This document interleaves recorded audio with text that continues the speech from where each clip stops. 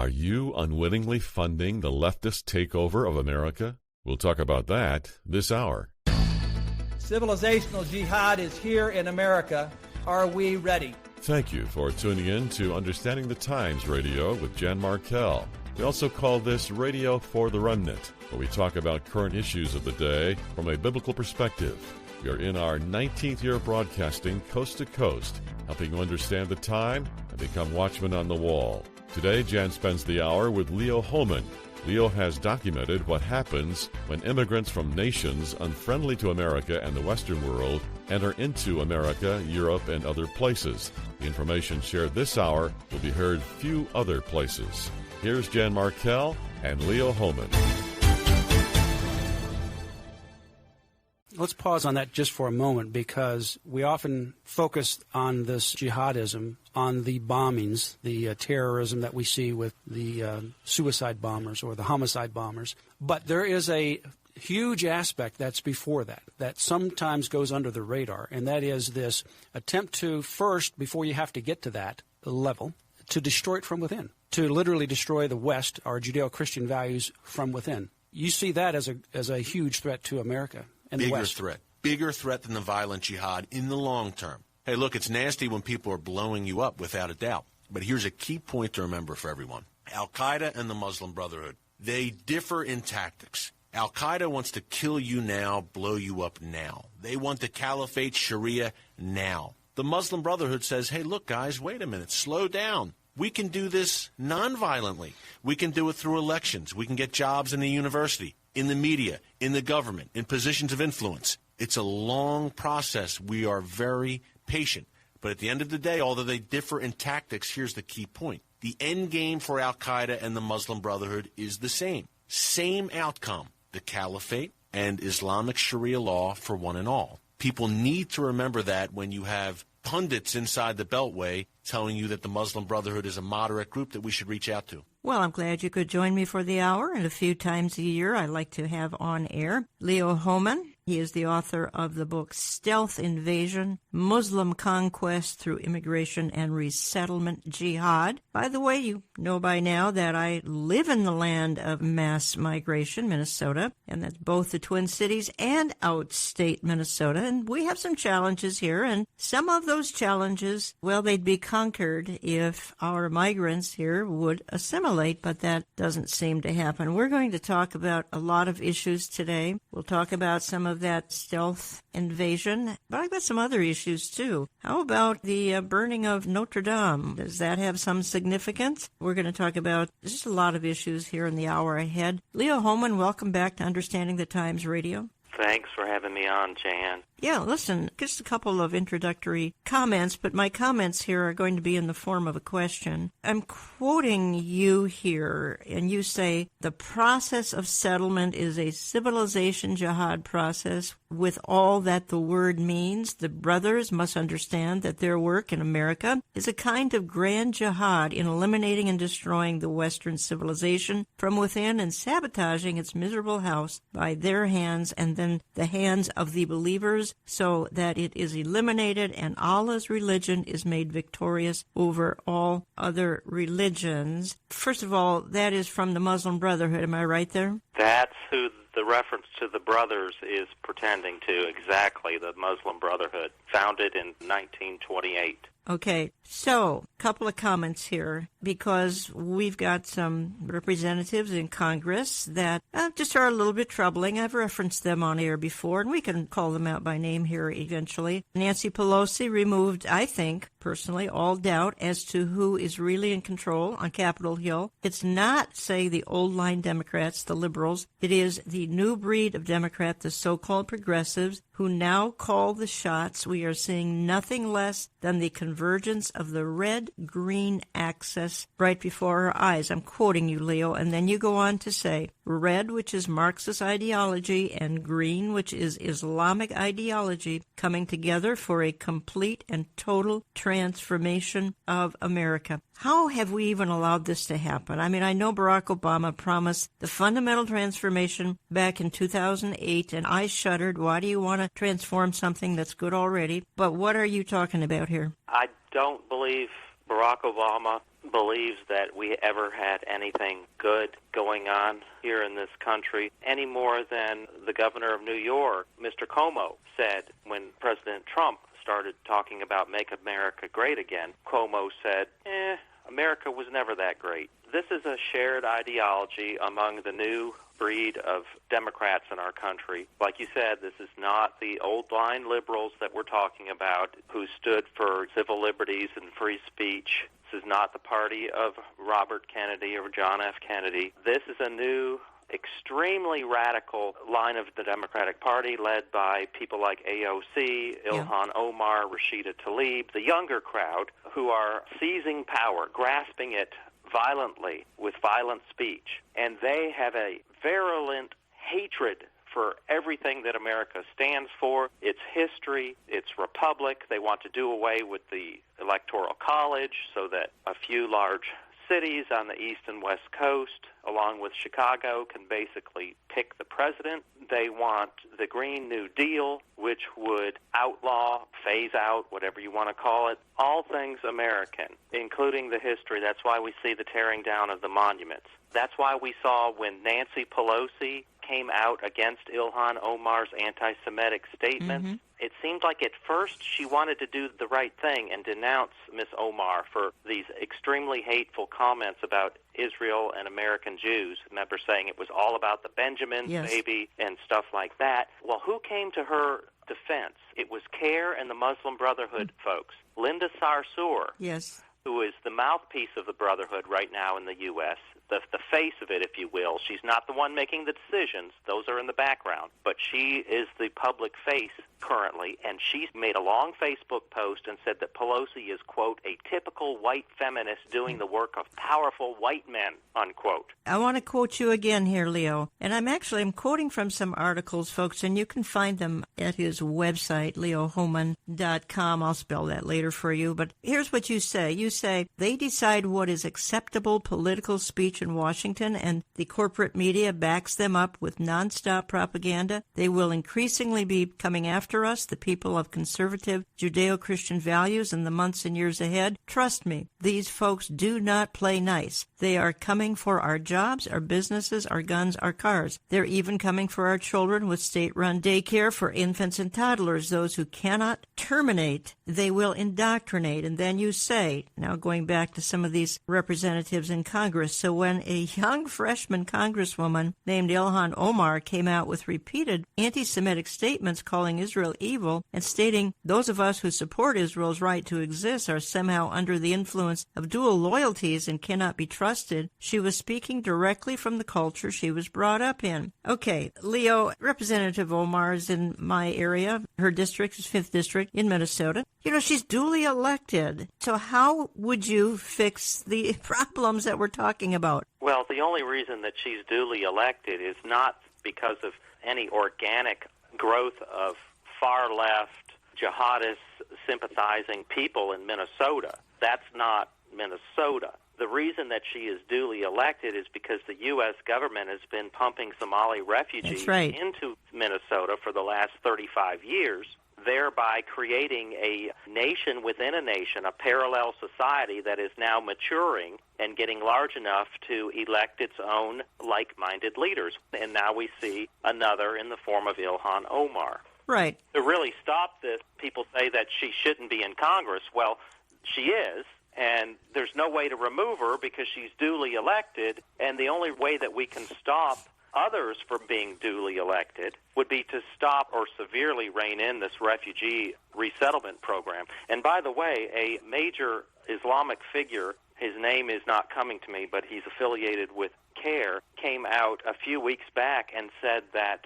their goal is to have 35 Muslim congressmen, I believe he said, by the year 2030. On behalf of CARE, Council on American Islamic Relations, I would like to welcome everybody tonight to our congressional reception honoring our 3 Muslim Congress members. Assalamu alaikum and good evening. Usually, about 40 to 40 American Muslims run for public office.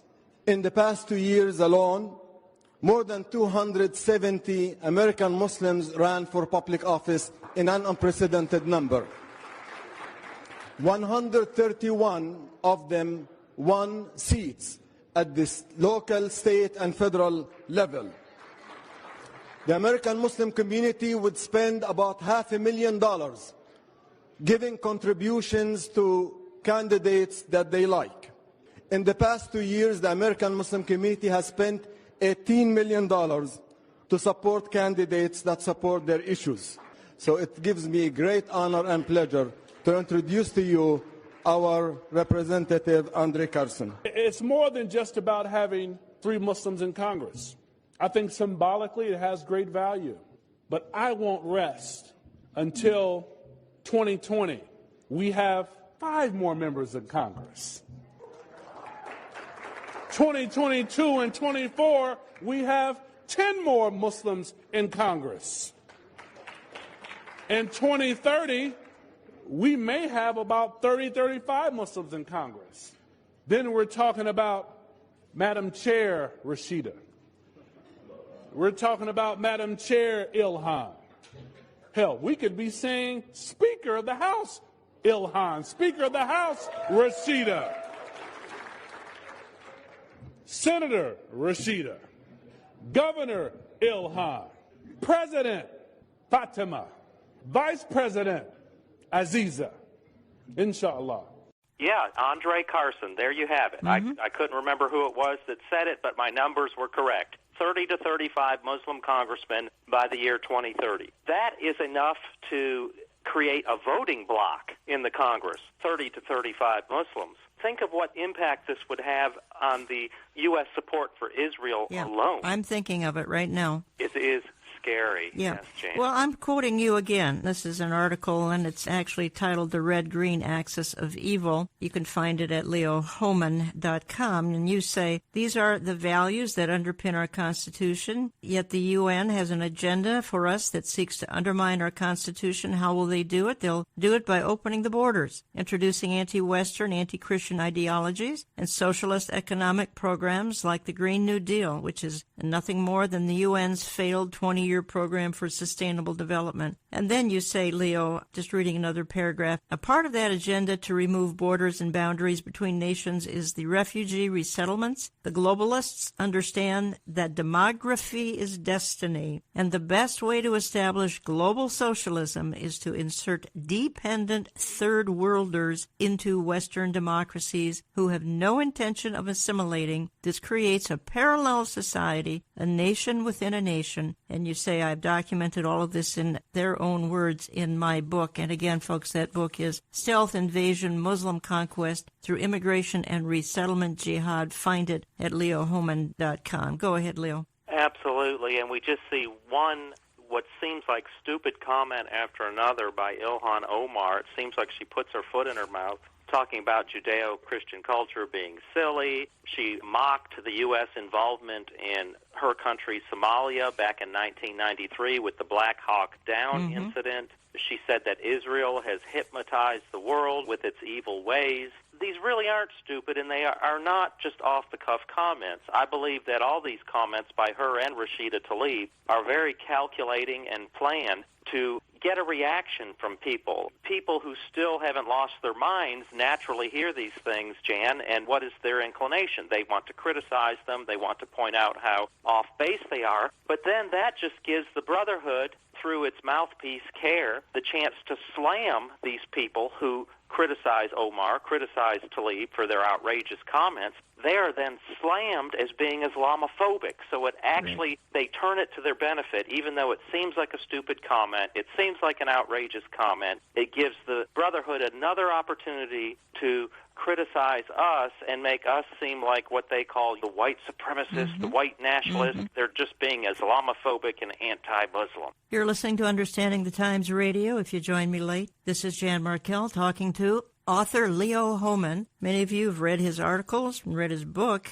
and I'll give more contact information as we move along. And also, you say, Leo, we're back to the Democrat Party here. This is not your grandmother's Democrats. They are way more aggressive in pushing their agenda, and they are coming after us. You are no longer just required to tolerate same-sex marriage and transgender bathrooms. You must celebrate the new normal as defined by them, and if you don't, you are immoral and less than human. You may even be a white supremacist. supremacists, as you said, but I want to give another quote of yours here, and that is this. You say, the people who say there is no God, that's most everybody on the left, the people who say there is no God have joined forces with the people who say there is no God but Allah. And that, folks, is a powerful combination. And that's where you get the title, folks, of the Red-Green Alliance, the red Marxist, green Islamic axis of evil. And I love that quote, Leo. The people who say there is no God, the Marxists, the leftists, have joined forces with the people who say there is no God but Allah. And that's a powerful combination. You're right, but it's powerfully dangerous. Absolutely. And, Jan, what really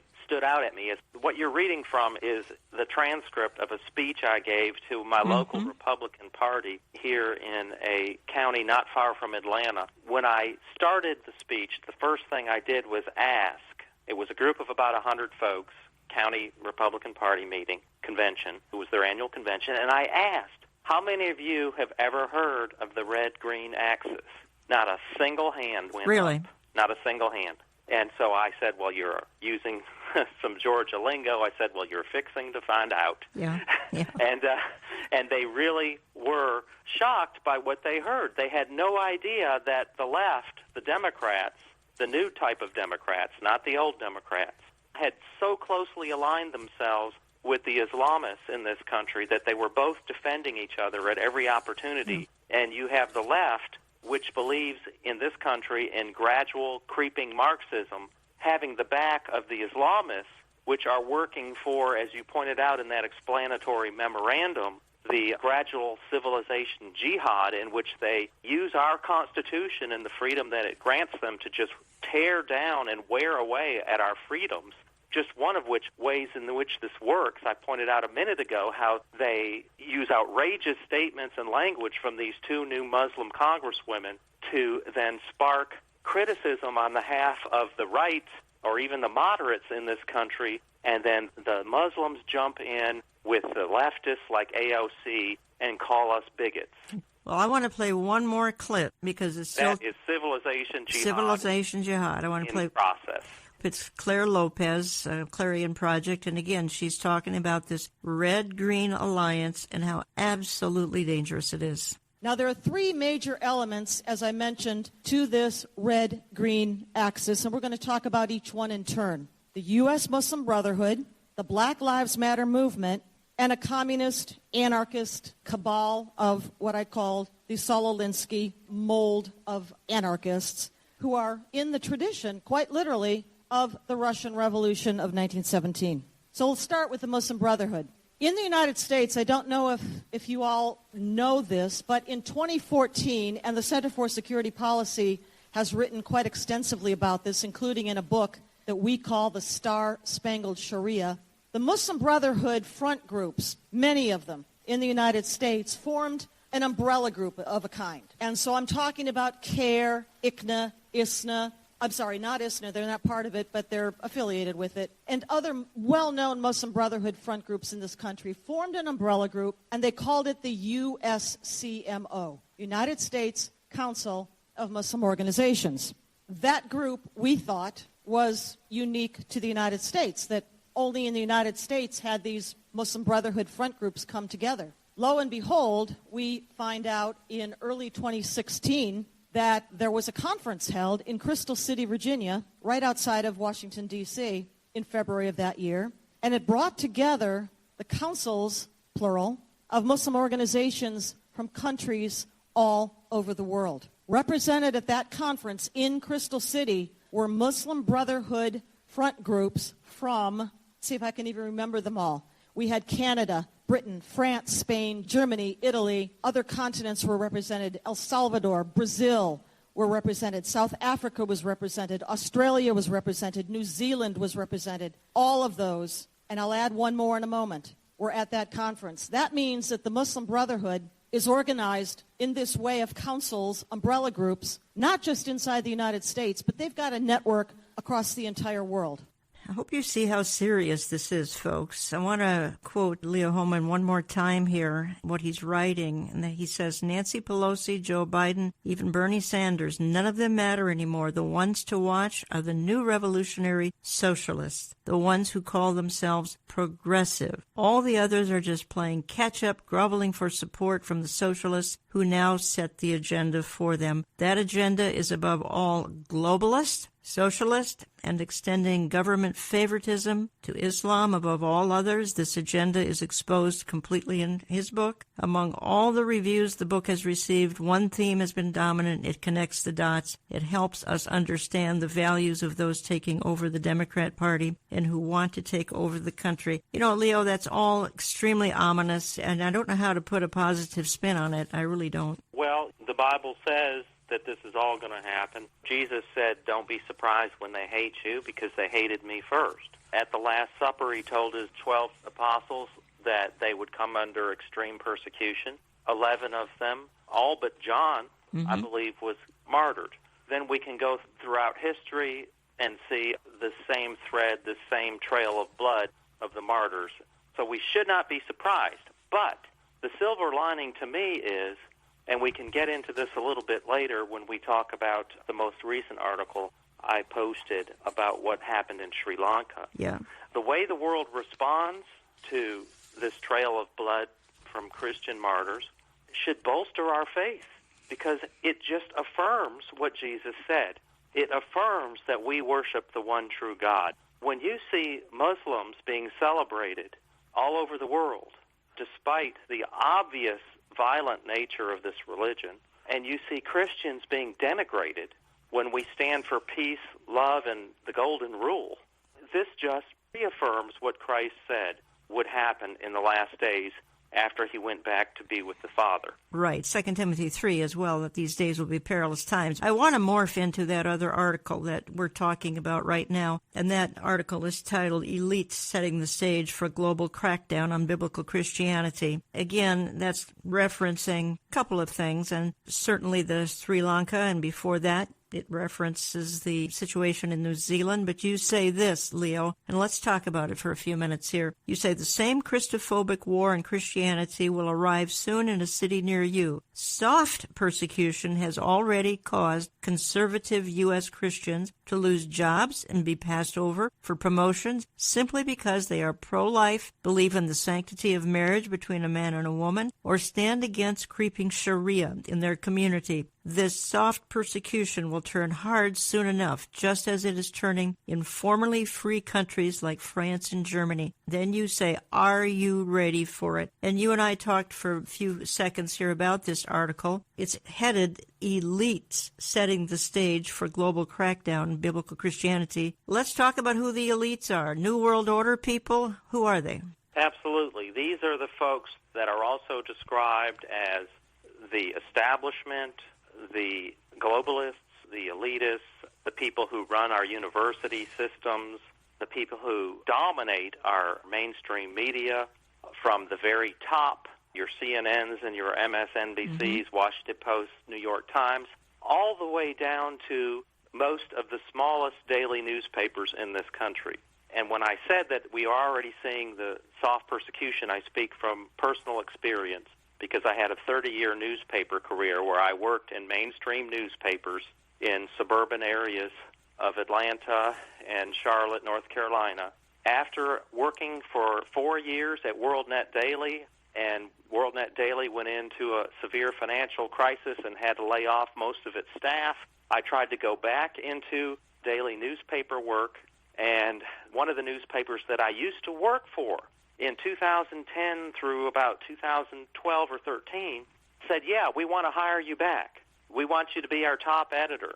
They offered me the job. I accepted it. About a week later, I get a certified letter in the mail saying, after a recent online review of your work, we have decided to rescind the job offer. I touched on the forbidden subject. I criticized Islam and open borders. I was no longer hireable. And this is in a very conservative county in Georgia. The publisher actually told me that we are the reddest county in Georgia. Okay. So here you have a newspaper in the reddest county in Georgia, which is a red state, and they won't hire someone to be their news editor because he had written critically of Islam and open borders. Okay. It is really going on more than the average conservative is even aware. Right. It is more than the average listener is aware. You're absolutely right. But you and I commented about those who were observing the tragic situation in New Zealand, and then more recently, Resurrection Weekend, of course, what happened in Sri Lanka, and the comments by Barack Obama and Hillary Clinton. Talk to me about that for just a minute. We can carry this over into my second segment. Yes, that was striking, Jan, the choice of words used by Barack Obama, Hillary Clinton, Julian Castro, Elizabeth Warren. They all used very similar words, and instead of identifying the victims in this tragic bombing, which, by the way, the casualty number is now up to a devastating 359 people who were in churches and hotels. They were described by Obama and these others as, quote, Easter worshipers and tourists, and others called them victims and worshipers and people. Nobody on the left, nobody in the mainstream media other than, I believe, Fox News and maybe a couple of other newspapers referred to them as what they were. Christians. They would use anything but Christian to describe these people. It was really quite astonishing. And Antonio Guterres, the General Secretary of the United Nations, also put out a tweet giving his condolences for this attack, and he refused to call them Christians. And you compare that with the way that these same people responded and reacted to the attack on the two mosques in Christchurch, New Zealand, and it is stark. All of those responses from these same people, Clinton, Obama, Guterres, said, we stand with the Muslim community. We stand against anti-Muslim bigotry. We want an action plan to stop this Islamophobia. Hillary Clinton used the word Islamophobia.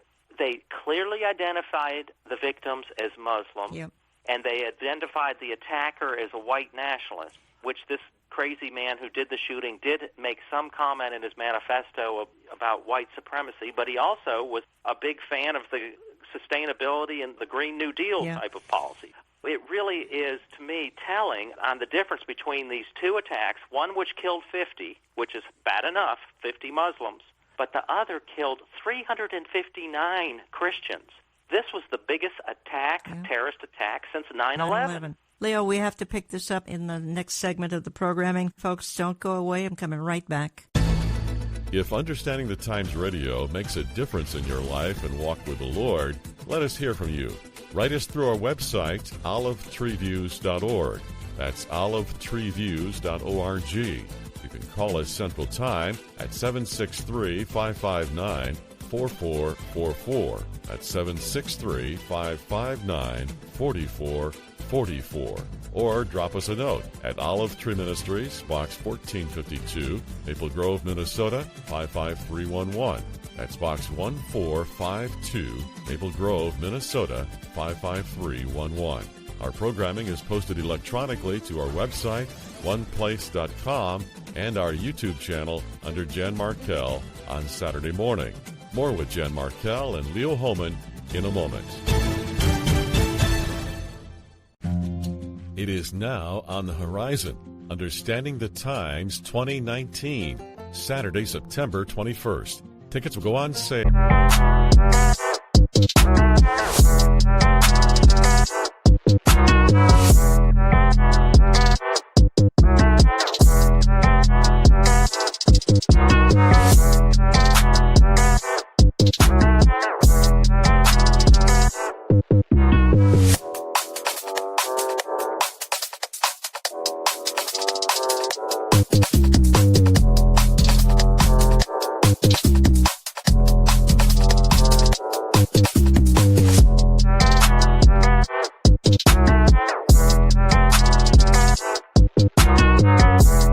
June 1st. They are general admission only and are $25, but include a lunch.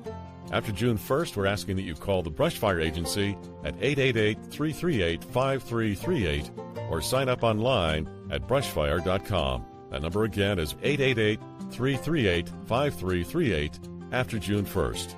We are featuring 6 speakers, and we begin at 8:45 a.m. Church doors open at 7 a.m. And the location is again Grace Church in Eden Prairie, Minnesota, just outside of Minneapolis. Consult our website for hotel information. Our speakers include Dr. Robert Jeffress. These signs that have been around for a long time, they are increasing in frequency and intensity. I think something big's about to happen. Yeah, I believe we're in the last days. I believe the Lord is going to return. Amir Sarfati. And at the last trumpet, we're going to be out of here. There will be certain events around the world, and there will be the last trumpet, and we don't know the day, and we don't know the hour, but we understand the times and the seasons. Pastor J.D. Farag. Because there's coming a time, and I believe it's very soon, when that trumpet's going to sound, and everything here matters no more. I mean, shouldn't that affect us, the way we live our lives? Pastor Jack Hibbs. And he's not only spoken to us in his word, he is speaking to us right now in world events. He's requiring you and I to take what we're seeing in the world and match it up against the Word of God. And Jan Markell. I believe that the world is longing for a man with a plan, for a Mr. Fix-It. It says down at the bottom of here, is there a leader who can stop the chaos? We will also have a greeting from Lori Cardoza-Moore from Proclaiming Justice to the Nations. The event will be live streamed at no cost. Again, that's Saturday, September 21, just outside of Minneapolis. We invite all remnant believers to better understand the times and become watchmen on the wall. Make friends for life at this annual conference. Learn why things aren't falling apart, they are falling into place.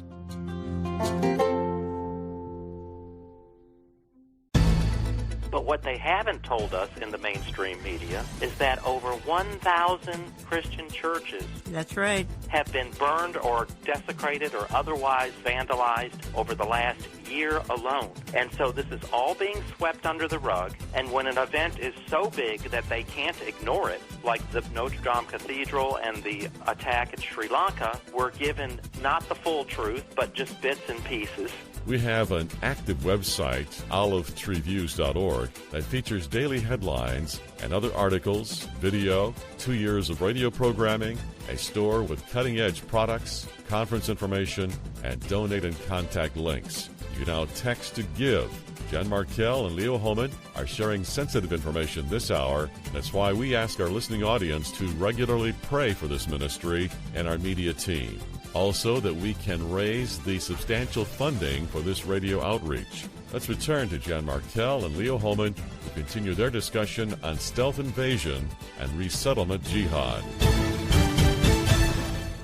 Fox News alert: ISIS now taking credit for a stabbing attack at a mall in Minnesota. The suspect in St. Cloud was born in Somalia. There's his picture right there on the left-hand side of your screen. Moved to the United States 15 years ago as a child. Police say he's 22 years old, or was 22. He was shouting Allah and asking his victims if they were Muslim. So is the Somali refugee crisis now a terror crisis? Fox News contributor, U.S. Army veteran Pete Hegseth lives in Minnesota and has been looking into this and has done stories on this before. He joins us. Sadly, Pete, this does not surprise you. No, it doesn't. I was in St. Cloud actually on Saturday, familiar with that community. And if you live in Minnesota, you're familiar with the Somali Muslim population that has grown here, refugees who came here in light of the civil war there. Minnesota's a very welcoming place. The problem is that a lot of those communities have not assimilated the way we would want them to. In Rochester, in Minneapolis, in St. Cloud, there's an incubation, there's some radical mosques, there's some radical teachings, and as we've seen from U.S. Attorney Lugar, he pointed out very clearly, there is a terrorist recruitment problem in Minnesota, and much of the Somali Muslim population is in denial about it. This kid came as a refugee, came as a kid. You can't vet a kid for extremism. Right. The problem is the ideology looks to be ISIS-inspired at the very least, as they call him a soldier of the caliphate. So this is a terror problem in Minnesota, and our leaders are nowhere to be found on it.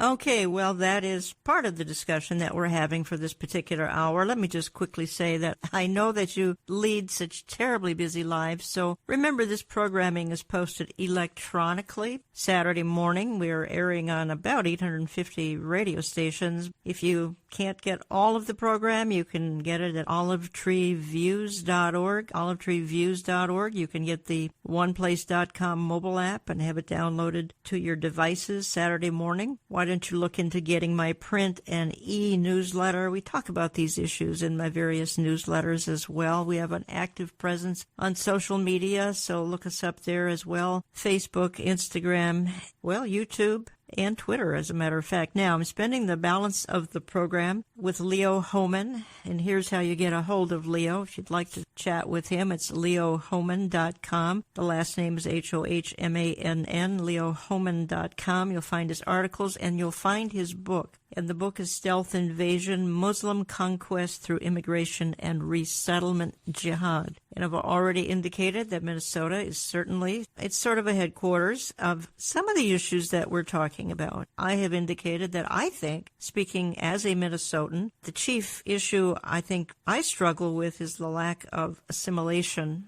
of those who are settling here. And the settling of particularly Somalis began, I think it was in the 1990s. It was under President Bill Clinton. And, of course, it's only grown exponentially since the 1990s. Leo, we were talking again about the difference in the reaction to the Christchurch bombing. A couple of mosques in Christchurch. This is now several weeks ago, and comparing it to what happened on Resurrection Weekend a couple of weeks ago now with the Christians in Sri Lanka. You feel this is sort of a foreshadowing of what could become a massive crackdown on biblical Christians on the horizon. We sort of touched on that in the last segment. I think we need to finish our thoughts on that topic before I move to a very related topic. I do, Jan. I do believe something worse is coming. When you see 359 Christians slaughtered while worshiping inside churches on the holiest day in all Christendom, Easter Sunday, and it's already dropped off the news cycle.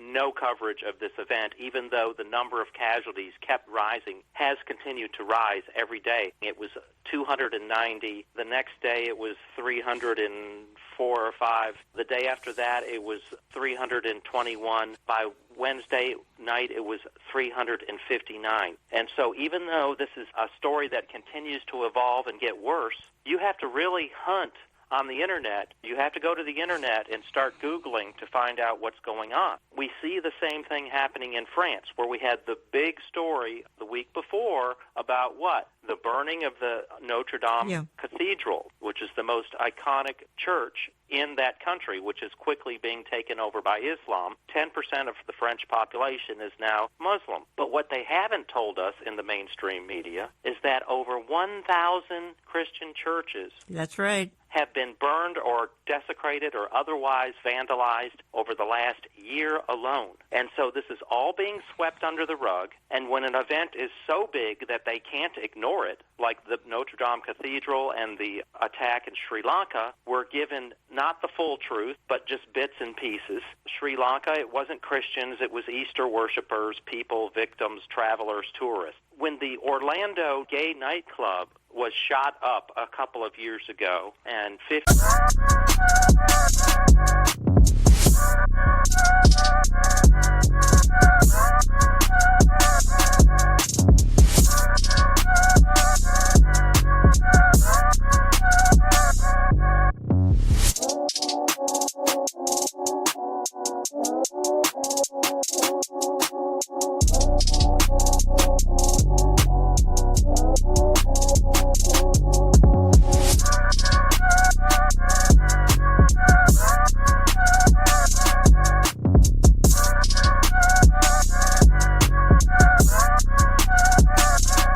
I believe it was 49 or 50 people died in that tragic event. People like Obama and Hillary were saying what? They said, we stand with the LGBT community. They didn't say, we stand with nightclub dancers.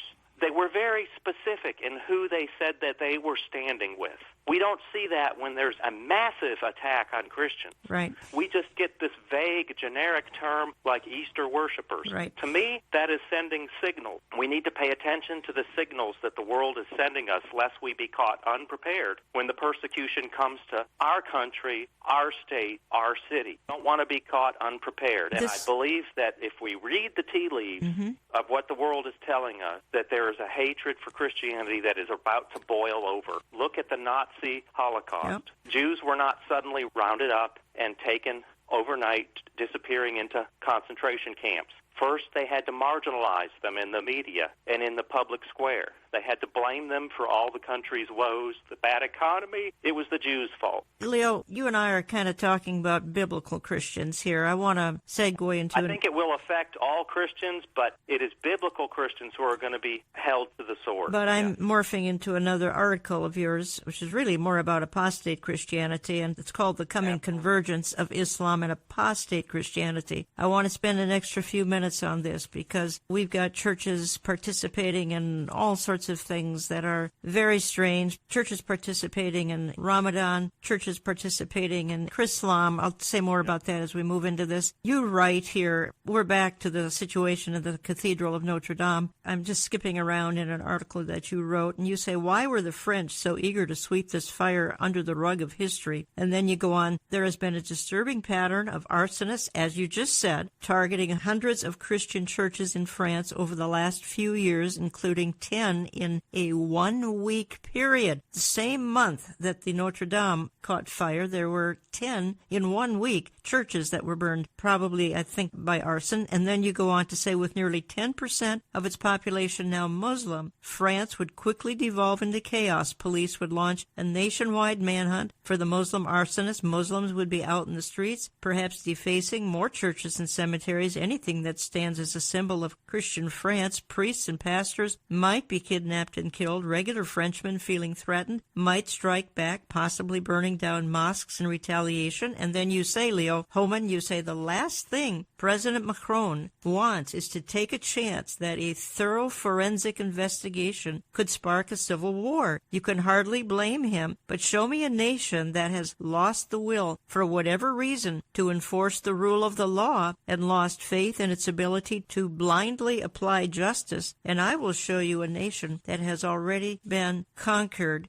Leo, you say that this situation is setting the stage for the interfaith movement to blossom. What do you mean by that? Absolutely. Just as we see pressure being turned up on biblical Christianity, traditional Christianity, we believe in what? We're pro-life.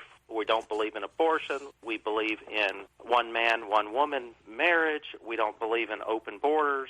There are other Christians that will see the persecution happening before their eyes. And if they're not strong in their faith, maybe they're waffling, maybe they even believe in some of this stuff they say they do. Maybe they say they're pro-life, but they're going to be afraid because they're going to see the persecution heating up. And the New World Order has an answer. Just go along into this new, watered-down version of Christianity. Maybe it'll be called Chrislam, maybe it'll be called something else. I don't know. I was shocked. I've heard of the Chrislam movement for several years, but I was shocked when I did an internet search on the word convergence. Islam, Christianity, and convergence. And what I found was a document that came out of a side event from the United Nations in 2017 in which they talked about, in very open terms, the coming grand convergence of Christianity and Islam. I was blown away. Quite frankly, and I'm aware of what you're referring to, United Nations Human Rights Council 34th Ordinary Session, Geneva, the Arab Muslim organizers of this conference conducted under the auspices of Geneva Center for Human Rights Advancement Global Dialogue invited representatives from Muslim and Christian regions to exchange their views on the convergence between Islam and Christianity. I want to move from that to something that happened maybe 10 years ago, because this involves some evangelicals, and that would be the Yale Agreement, which kind of morphed into the common word between us and you, as it was called. The Yale Agreement and Common Word basically said Muslims and Christians worship the same God, all these kinds of things that are just crazy,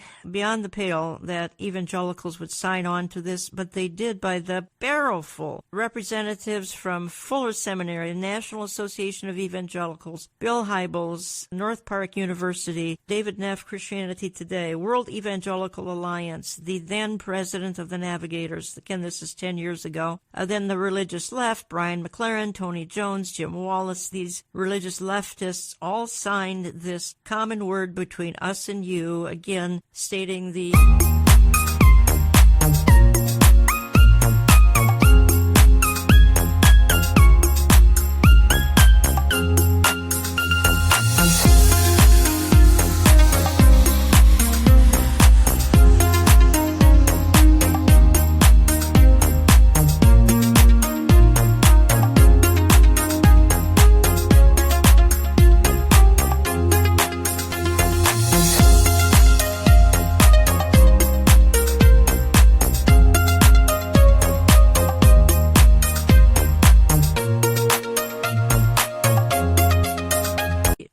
that we've got to get along, Christians and Muslims. Besides, we worship the same God. But you can see how this is morphing, Leo Hohmann. Yes, absolutely. I was aware of this common word document. They talk about the common word and focusing on what we have in common instead of our differences. That's they right. talk about building bridges. That's right. The only thing new that I had found last week as I was researching this is this idea of convergence. The title of this document was Islam and Christianity, the Great Convergence, working jointly towards equal citizenship rights. And it was co-sponsored by the permanent missions of Algeria, Pakistan, and Lebanon. Well, Pakistan, we know, has a horrific record on human rights with regard to Christians. Lebanon is getting worse by the day, and Algeria is not very good either. So here you have three countries that don't believe in human equal rights for Christians, touting some newfangled religion where Islam and Christianity would get together in a great convergence and everything would be hunky-dory. It really is quite astounding. I don't know where it's going from here, Jan, but it's getting to sound an awful lot like a one-world religion. Yeah, one-world religion. And by the way, a real mover and shaker in all that we're talking about, of course, is Pope Francis. He's certainly in the forefront of all the global activity, and you did an article, of course, on the fact that he signed the pact with Islam declaring diversity of religions is willed by God. He's, I think, been called the vicar of the New World Order, so the Pope is a major player. I mean, just what his ultimate role is, I don't know. I'm not suggesting he's playing an apocalyptic role, though he certainly could. I'm quoting you one more paragraph here because we're still in the discussion about the situation in France, and you say, I can't help but wonder if God isn't trying to tell us something with the tragic fall of the spires of the great cathedral, and that it would be of Notre Dame. That's our current discussion anyway. And you say, like France, we in America know that our Christian house is on fire, or at least smoldering under the weight of sin and moral decay. Will we wait like France until it burns and crashes to the ground, and even then remain in denial, all because we could not bear the thought of calling on the heavenly fire chief to put out the flames? I appreciated that paragraph that you wrote there, Leo. Do you want to expound on that?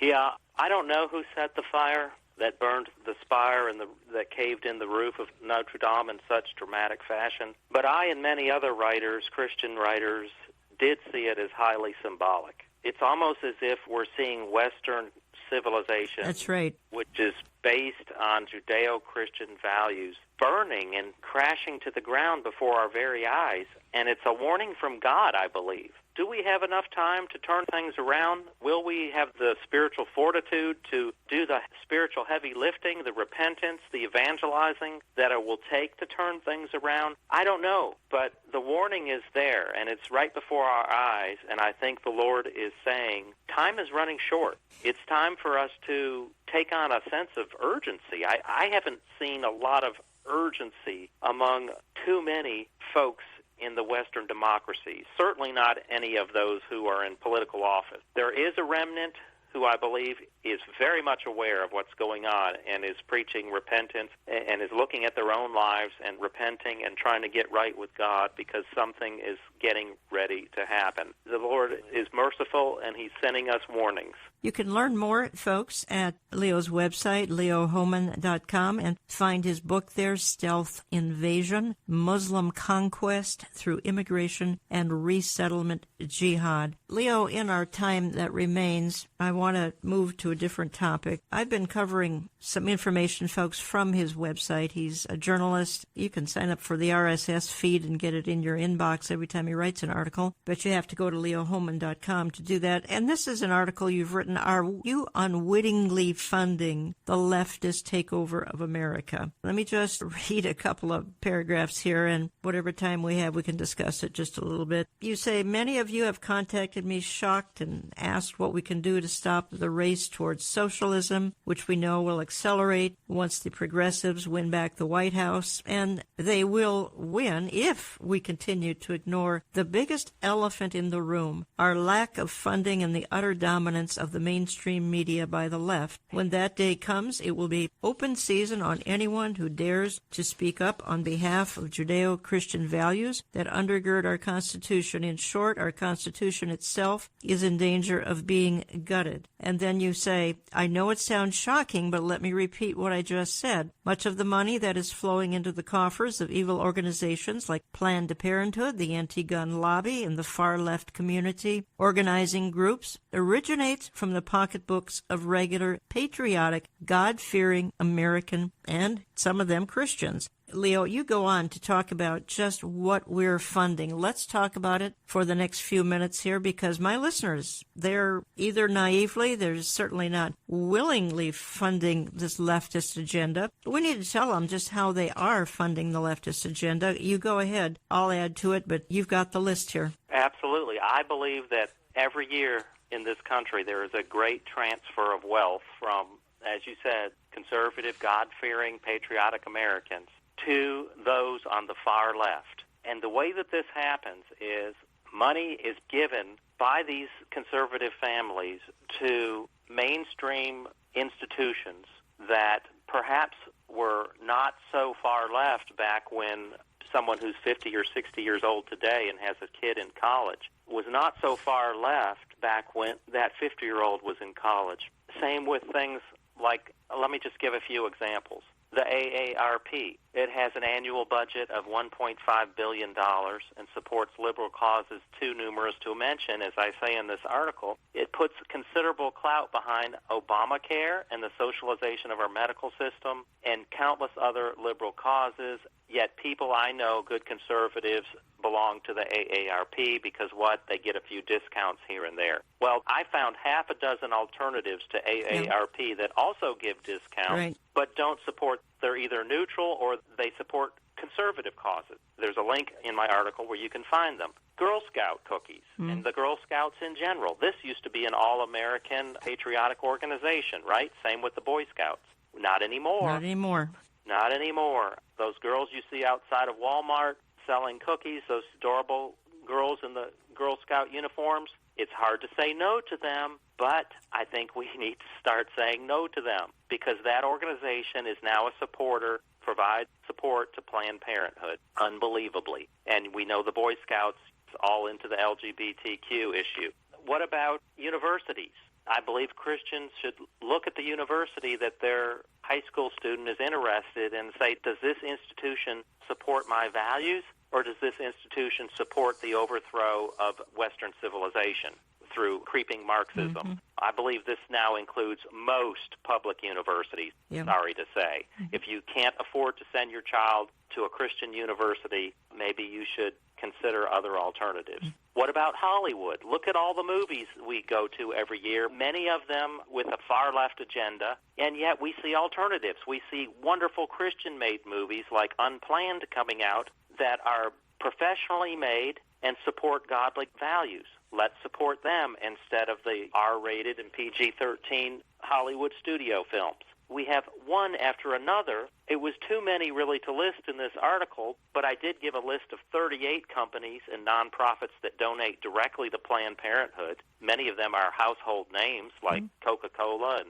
Ford Motor Company, Starbucks. The list goes on and on. How many places sell coffee? Why should we go and give our money to Starbucks when we know that some of it ends up being donated to far-left?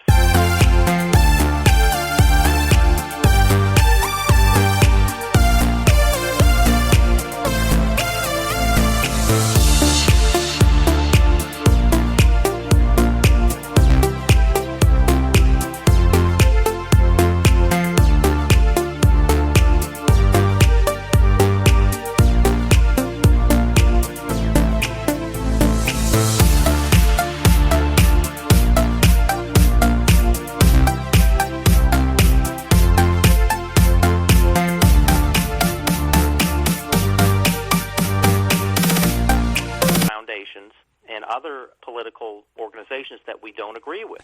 I call them wolves in sheep's clothing. Mm-hmm. It's something we really need to consider if we're serious, Jan, about this culture war, which it seems like we're losing. It really is all about the money. Follow the money. The title of the article that we're discussing is, Are You Unwittingly Funding the Leftist Takeover of America? Leo, we haven't even talked about the search engine industry, which of course is dominated by Google. There are some other options. I have not found them to be the most effective. Everyone's pouring their time and money in the ads that are coming from Google, and you also reference Amazon. Honestly, Leo Hohmann, I deal with authors. Their books are published and distributed by Amazon, and I'm in a catch-22 because that's sort of their publisher, and some of them are very, very fine books. And if they're not published by Amazon, Amazon is selling them. But again, owned by leftist billionaire Jeff Bezos, and Amazon has wiped out much of its competition. Are there some alternatives for the products we buy? Maybe we spend a few extra dollars and go elsewhere. I'm not sure, but I wanted to throw those two options in there that we're all kind of visiting on a regular basis, Google and Amazon. Absolutely. And the one that I had found that is a really good alternative, to me it's far better than Google, is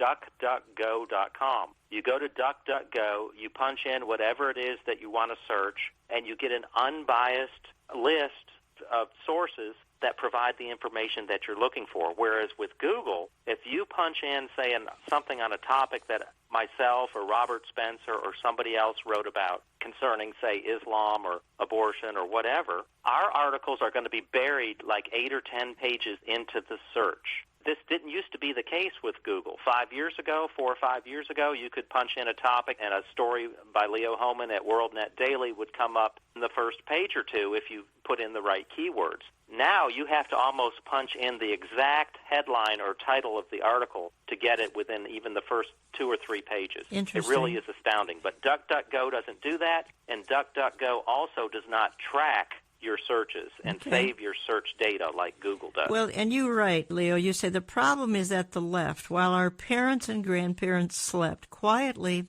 hijacked almost every cultural institution in our country. Once purely American groups, and again, we've talked about it, like the Girl Scouts, the AARP, the Chamber of Commerce, and some of the largest church denominations have all flipped in recent years to the point where they are on board with the insane policies of open borders, abortion, special privileges for an ever-increasing cadre of subgroups claiming to be victims, and socialism under the guise of sustainable development, or as recently rebranded, the Green New Deal. Folks, if you want to learn more, I invite you to visit leohohmann.com, and I invite you to look into his book, Stealth Invasion, Muslim Conquest Through Immigration and Resettlement, Jihad. I've got about 30 seconds, Leo, if you want to wrap it up. Yes, I just thank you so much for this opportunity, Jan, and for your wonderful ministry. I really believe that the answer is that we need more observant Christians. We have a lot of Christians in this country, and we have a lot of Muslims. The percentage of Muslims who are observant and actually following the Quran and what it says, I believe, is on the rise. The number of Christians who follow and observe what the Bible teaches has been on the decline for years. We need to reverse that, and that is going to be the answer to our problem. You know, folks, it says in Isaiah 33:6 that God will be the stability of our times. Politicians never will be. Kings and generals fade. Very important people mean nothing to God. He's going to ultimately crush all evil and all evildoers. So put your faith and trust in God alone and not in frail mankind who will only let you down. Again, He is the stability of our times, God alone. I want to thank you for listening, and we'll talk to you again next week.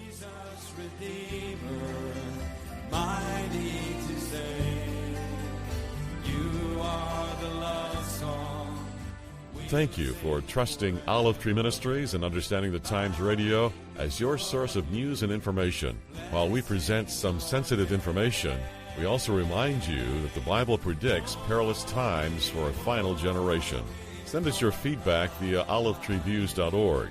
That's olivetreeviews.org, or by calling us Central Time at 763-559-4444. That's 763-559-4444. 4444. You can drop us a note and a tax-deductible check to Box 1452, Maple Grove, Minnesota 55311. That's Box 1452, Maple Grove, Minnesota 55311. In a day of deceit and deception, when few are telling the truth, thanks for tuning in to Our Inconvenient Truth each week here on Understanding the Times Radio.